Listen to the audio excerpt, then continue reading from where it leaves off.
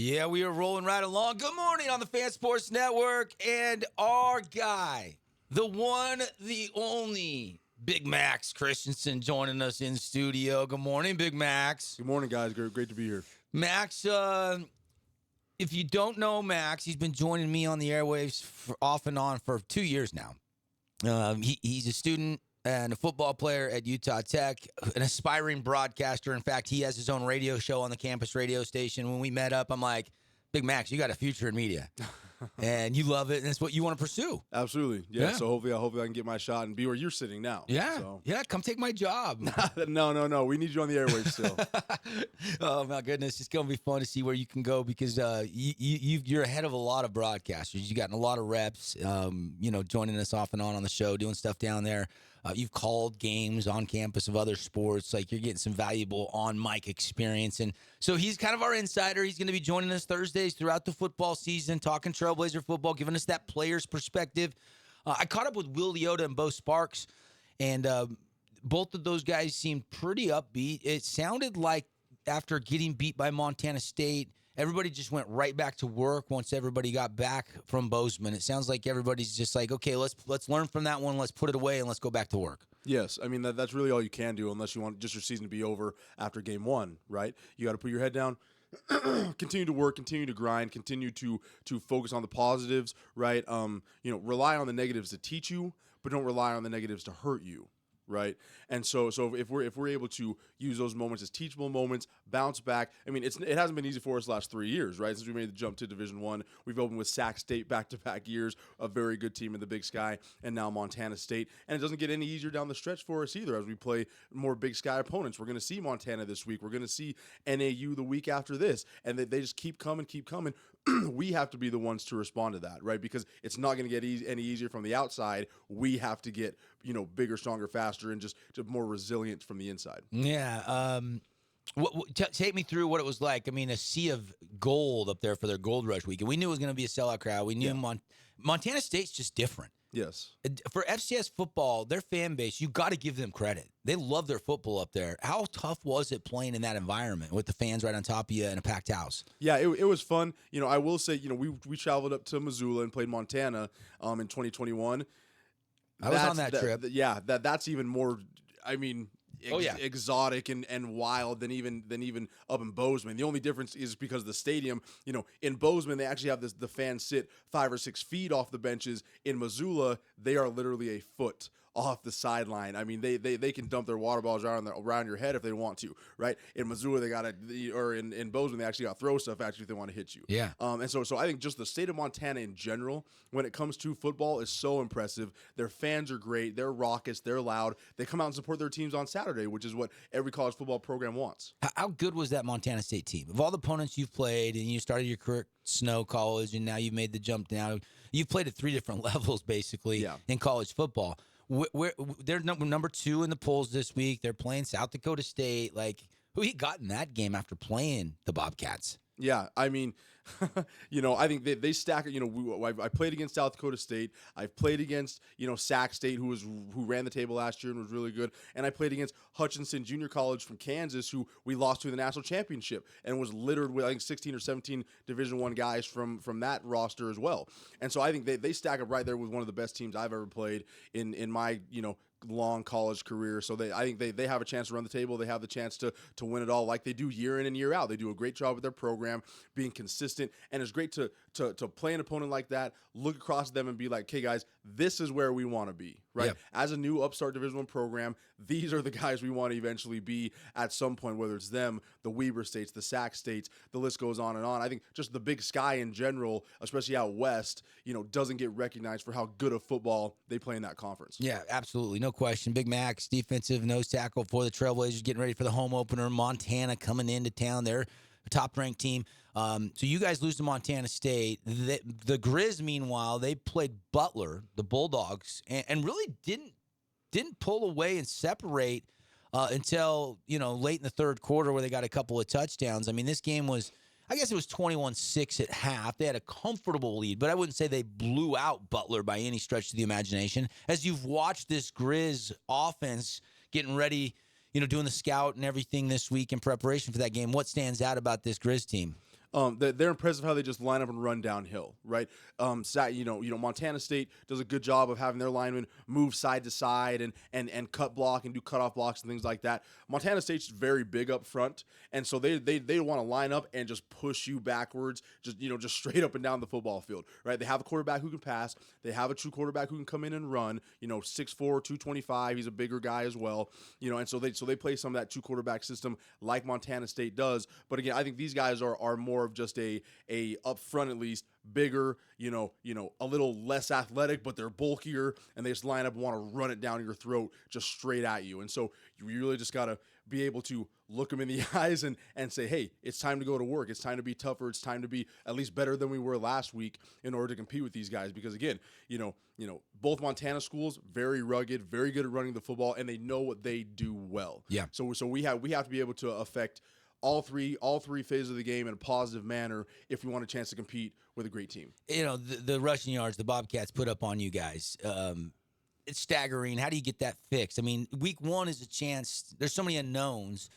Now you get to take a big swing at this thing and try to fix that rush defense. And granted, it's against a good football team. It's going to get easier. Not everybody can run the ball like Montana State did, but 407 yards rushing is way too many for any defensive coach or player's liking. Yeah.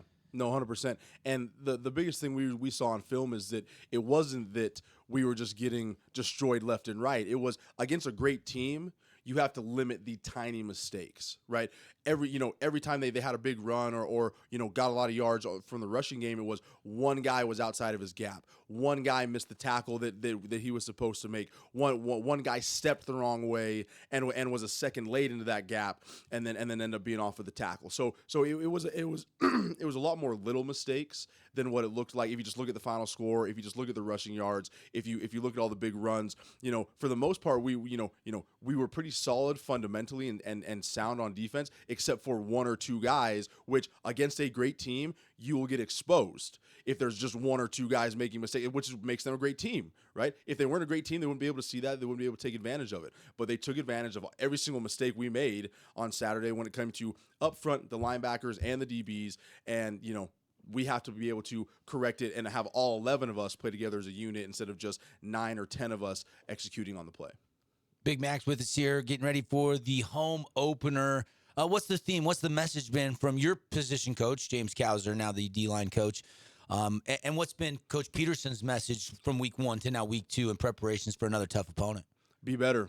Be better and tighten up the fundamentals. That's what we've been focusing on a lot this week is really getting back to the basics, getting back to the fundamentals, getting back to some of the things we do good on defense, take advantage of some of the things and some of the matchups we have on offense. And then again, just be better. Have some pride in playing. Like they thought we played really hard, but playing really hard doesn't win you football games, right? You have to be able to play hard, be fundamentally sound, be more physical, be tough, and just, go out there and play like you love football.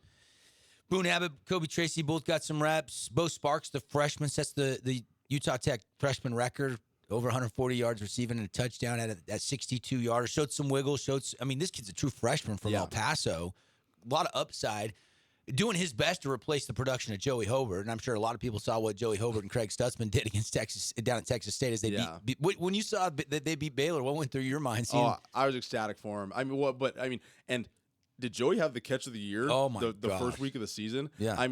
No gloved Joey Hobart, one-handed, on the side of his head, falling out of bounds. What an impressive dude. I'm so happy for him. And I'm glad he found a place to land. I'm glad he's, it proves, listen, this guy can play any level. Yeah. He can play at any level. He's proving now after game one, he is an NFL slot receiver who can do it against any type of competition, right? Led the nation receiving last year for us. Does some great things. So I was really happy for him and Coach Stutz. Yeah. How'd your boy Justin Kirkland did? Did you guys talk after the game Sunday? Yeah, we did.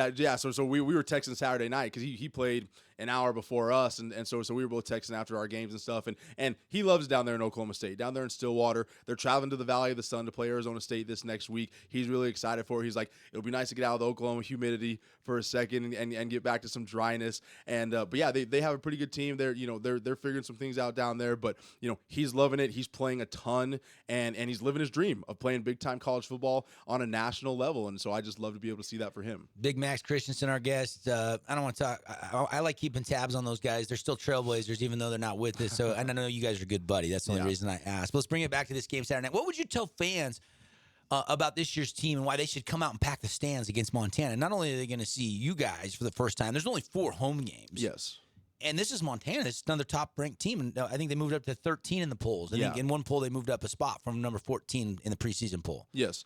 And I think the biggest thing I can tell fans is, listen, again, you only have 4 opportunities to watch us play at home. I think that's the biggest one. But also, too, again, you look at the Montanas, the Montana States, the Weber States, SU does a pretty good job of it as well. All these teams that are having success have a fan base that surrounds them.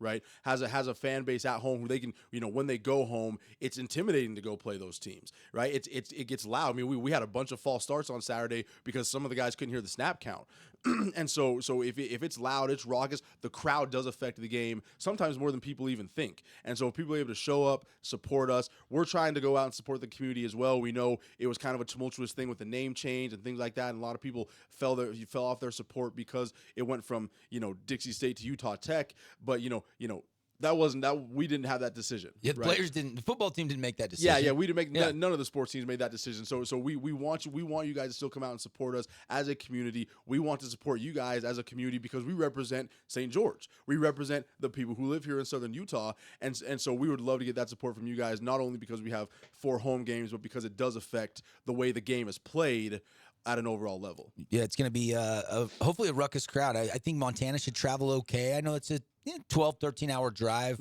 from up there to get down here, but you know what? I'm sure they'll have some fans that'll make that trip down. 100%. And so 10,000 seats now with the expansion of that stadium, it would be great to sell that place out. Yes. I mean, let's sell that place out Saturday night. If you can't make the game, you're stuck at work, the only place to listen to it live right here on the Fan Sports Network. Big Maxx Christensen, coming off 4 tackle performance. Can we get a double up? Can we get 8 this week? That's the goal. Yes, just try, especially for me, try and be better each and every week.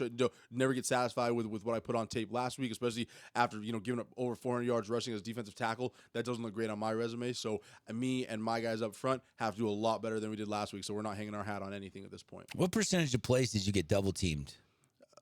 Almost every play. Almost every play. It looked like. Yeah.